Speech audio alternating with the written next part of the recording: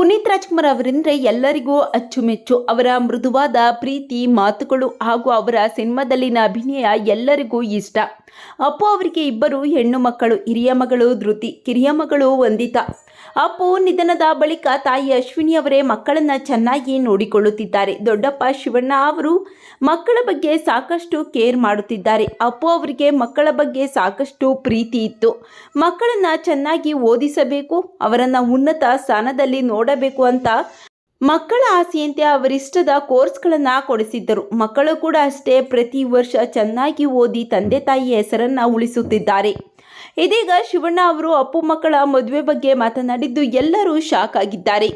ಪುನೀತ್ ರಾಜ್ಕುಮಾರ್ ಅವರು ಮಕ್ಕಳ ಮದುವೆ ನೋಡಬೇಕು ಅಂತ ಆಸೆ ಇಟ್ಟುಕೊಂಡಿದ್ದರು. ಆದರೆ ಚಿಕ್ಕ ವಯಸ್ಸಿಗೆ ಕಾಲವಾದರು. ಇದೀಗ ಅದರ ಜವಾಬ್ದಾರಿ ಅಪ್ಪು ಸಹೋದರ ಶಿವಣ್ಣ ಅವರ ಹೆಗಲ ಮೇಲಿದೆ.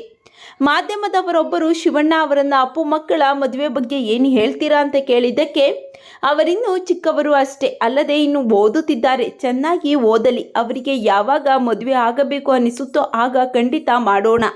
ಈಗಲೇ ಮದುವೆ ಬಗ್ಗೆ ಯೋಚನೆ ಬೇಡ, ಸಾಕಷ್ಟು ಸಾಧಿಸುವ ಹಂಬಲವಿದೆ. ಆ ಮಕ್ಕಳಲ್ಲಿ ಅವರಿಗೆ ನಾವೆಲ್ಲ ಬೆಂಬಲವಾಗಿ ನಿಲ್ಲೋಣ ಎನ್ನುವ ಮಾತು ಹೇಳಿದ್ದಾರೆ. ಶಿವಣ್ಣ ಅವರ ಮಾತಿನ ಬಗ್ಗೆ ನಿಮ್ಮ ಅನಿಸಿಕೆಗಳನ್ನು ಕಾಮೆಂಟ್ ಮಾಡಿ ತಿಳಿಸಿ.